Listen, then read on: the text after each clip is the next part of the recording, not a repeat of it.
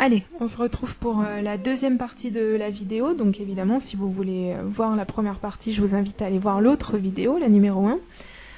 Je vous fais un petit rappel de ce qu'on a fait du coup. Bien donc, c'est un dégradé avec des crayons de couleur. Voilà, donc avec beaucoup de lumière, etc.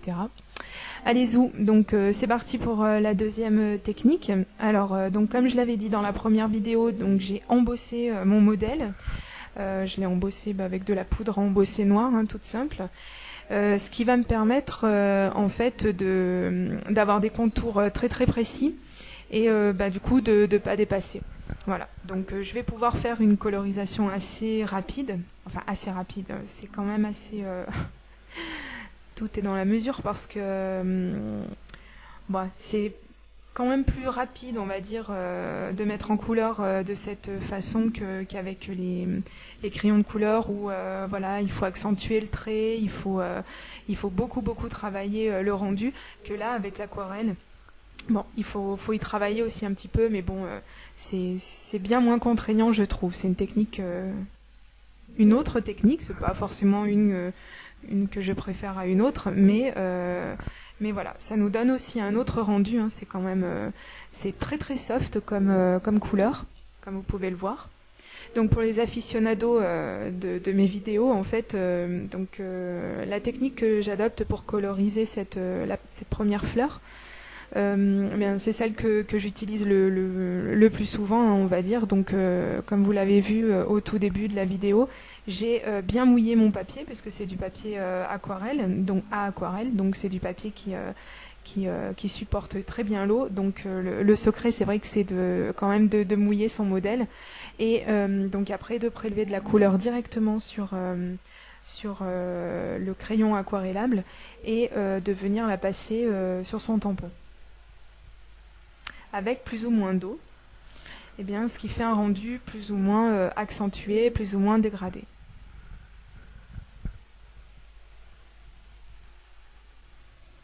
Donc pareil, je mets de la couleur plus à l'intérieur des fleurs, puisque si la lumière vient de dessus, il y a moins de lumière à l'intérieur, donc la couleur sera plus prononcée à l'intérieur.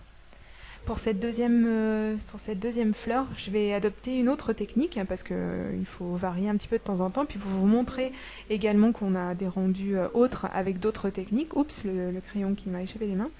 Alors en fait là, donc j'ai toujours mouillé ma feuille. Et cette fois-ci, je vais appliquer directement mon crayon aquarellable sur le modèle. Voilà, donc le pigment sera directement en contact avec l'eau en premier, puis avec le papier, une fois que l'eau aura été bue par le papier. Et ce qui fait que, comme vous le voyez, on a vraiment un rendu un petit peu plus puissant en couleurs. On va vraiment avoir des couleurs un peu plus vibrantes. Et du coup, je trouvais que ma première fleur était, pour le coup, était devenue un petit peu pâle. Donc je vais carrément, vu que mon papier est encore un petit peu mouillé, je vais passer directement mon crayon aquarellable dessus, mettre du pigment et l'estomper un tout petit peu avec de l'eau.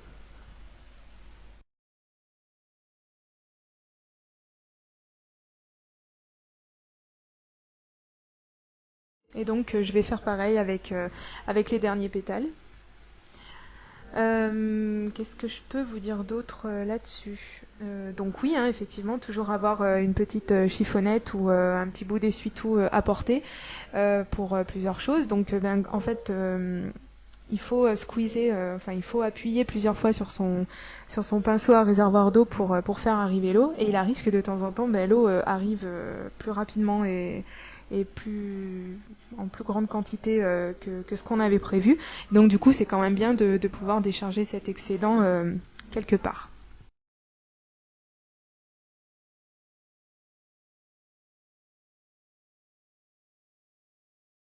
Et la deuxième raison également, pourquoi il est important d'avoir un essuie-tout à portée, c'est pour décharger, mais cette fois-ci décharger la couleur. Quand on a pris trop de couleur sur son pinceau, il est important, quand on n'a pas forcément besoin d'autant de couleur, de pouvoir décharger un petit peu.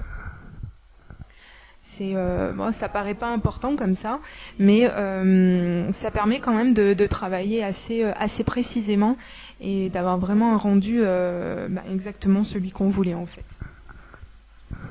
Donc je vais commencer à accélérer un petit peu le processus de colorisation parce que je suis désolée, hein, je sais que ça plaît pas à tout le monde, mais parce que sinon c'est une vidéo qui risquerait de durer à peu près 3 jours, hein, si on va par là. Je l'ai déjà coupé en deux, donc là j'accélère un petit peu parce que c'est vrai qu'en filmant en haute qualité comme ça, c'est bien, hein, c'est une bonne chose, mais par contre ce sont des vidéos qui sont très très lourdes et je mets un temps infini à les mettre sur YouTube.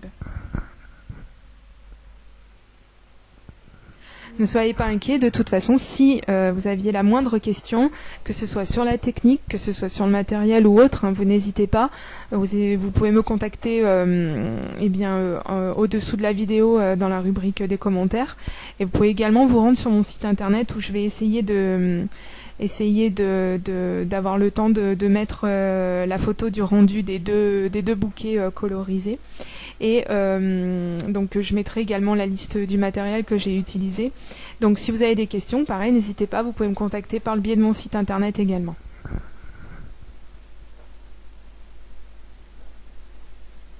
Donc même processus hein, pour mettre en couleur cette, je sais pas, c'est une marguerite ou, enfin c'est plutôt blanc les marguerites hein, si je me rappelle bien, mais enfin bon, bref. J'avais envie de quelque chose de lumineux à côté de ce rouge, donc je vais mettre donc cette jolie petite couleur jaune sur les 3/4 des pétales de cette petite fleur. Et donc comme d'habitude, hein, je laisserai le bout des pétales blancs ou très très peu colorisé. Et je rajouterai une couleur avec un ton un petit peu plus foncé pour lui donner de la profondeur. Donc on va voir que je me suis trompée, je voulais laisser le centre blanc. Alors pas de panique quand on a fait ça et que la couleur est encore, enfin que le papier est encore humide et que la couleur vient d'être mise, il n'y a pas de problème. On essuie bien son pinceau et on revient avec le pinceau bien mouillé et donc on repasse à l'endroit où on veut pas de couleur. Et normalement la couleur s'en va. Vous pouvez même tapoter avec votre essuie-tout qui va vous servir encore une fois. Et donc ça va aussi absorber un petit peu la couleur si vraiment elle veut pas partir, la chameau. Mais normalement avec le pinceau ça devrait suffire.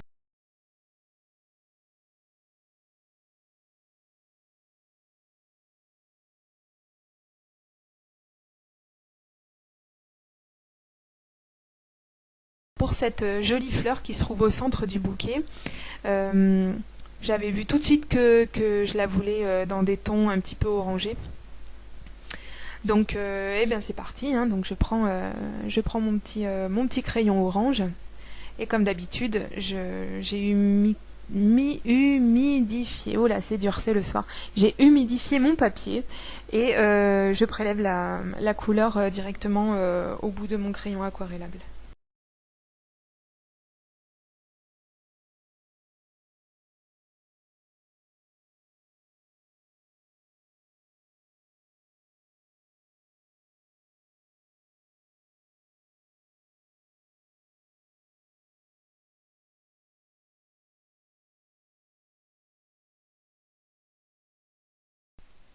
Il n'y a pas à dire, c'est quand même une technique. Enfin, moi, j'ai découvert ça vraiment. Je sais que je me sers énormément de la mise en couleur à l'aquarelle parce que je trouve que c'est très reposant de varier les couleurs comme ça, de varier les tonalités, de faire du dégradé. C'est vraiment quelque chose que j'aime beaucoup, beaucoup faire. Donc, on va passer à une des dernières couleurs de ce tampon. Donc on va attaquer les couleurs vertes pour les tiges du bouquet. Et alors là pareil, il va falloir travailler beaucoup la lumière. Donc essayez de s'imaginer le bouquet en 3D et de voir toujours avec une lumière qu'on imagine venant par le dessus. Donc de mettre des couleurs un petit peu plus, des tonalités plus foncées, on va dire, au centre du bouquet. Et essayer de symboliser la lumière sur les bouts des tiges des fleurs.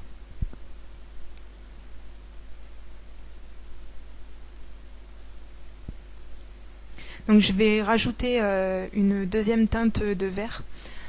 Comme ça, voilà, on verra bien les parties qui sont quand même un peu plus à l'ombre, on va dire, à l'ombre des fleurs. et ces fameuses tiges qui sont plus en intérieur du bouquet.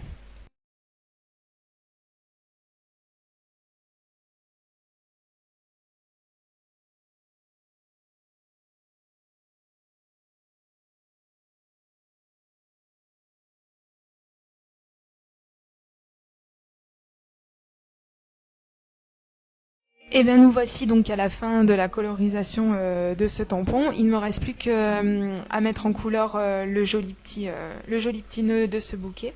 Donc je vais prendre une couleur qui tranche complètement et je vais mettre du bleu ça et là. Donc pareil, toujours cette technique, essayer de mettre des points de lumière là où on imagine que la lumière tombe. Alors non, je n'ai pas d'animal à côté de moi, enfin si, c'est un animal, c'est mon petit chien qui s'amuse, voilà, et c'est lui qui fait du bruit.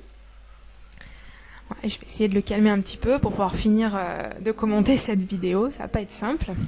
Et pourtant d'habitude il dort, hein, mais alors là il a décidé que non, il s'amuse avec son nonos, enfin bon, bref, c'est pas le sujet. Aïe, si tu pouvais éviter de m'arracher le bras, ça peut me servir un bras dans la vie, oui. Allez, doucement. Bon, donc comme je vous disais, on arrive à la fin de la mise en couleur. Donc vous voyez, c'est quand même un peu plus rapide que la mise en couleur avec les crayons de couleur. On va dire que c'est pratiquement aussi rapide qu'avec des feutres, hein, puisque pareil, on revient avec une couleur un petit peu plus foncée sur une couleur claire pour symboliser les ombres. Donc voilà, c'est le même principe que les Pro Markers, ou que les Spectrum, ou que les Copic, ou autres. Voilà. Donc je vais vous montrer juste après, donc là on voit de près le résultat, et donc je vais vous montrer juste après, voilà, à ce moment même, je vais vous montrer donc le rendu des deux. Alors évidemment, inutile de comparer parce que on n'a pas la même technique, on n'a pas le même matériel, même si on a le même tampon et du papier, mais on a vraiment deux choses différentes, et donc deux rendus différents. Donc voilà. Eh bien j'espère que tout ceci vous aura plu, et je suis désolée si la vidéo a duré des plombes et des plombes. J'ai essayé de la compiler du mieux que j'ai pu, sans couper trop de passages importants. Voilà, donc n'hésitez pas à me dire ce que vous en avez pensé, et j'attends vos commentaires. Allez, gros bisous, à bientôt!